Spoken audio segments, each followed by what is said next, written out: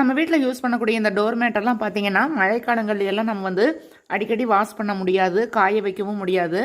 அந்த மாதிரி டைங்கள்ல எல்லாம் ஈஸியாக நம்ம வீட்லேயே வந்து இது வாஷ் பண்ணாமையே எப்படி க்ளீன் பண்ணுறது அப்படிங்கிறத பார்க்கலாம்.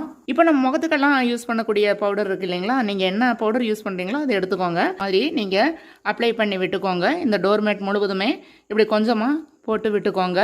இப்போ நம்ம சமையல் சோடா அப்படின்னு சொல்லுவோம் இல்லைங்களா, ஆப்ப சோடா, இது வந்து இந்த சோடாப்பு வந்து அப்படியே இந்த இடத்துல வந்து லைட்டாக வந்து தூவி விட்டுக்கோங்க. இப்போ நம்ம துணி துவைக்கிற ப்ரஷ் இருக்கு இல்லைங்களா, இந்த ப்ரஷ்ஷில் வந்து அப்படியே நம்ம அழுத்தி இது முழுவதுமே அப்படியே வந்து இந்த மாதிரி செஞ்சு விட்டுக்கோங்க.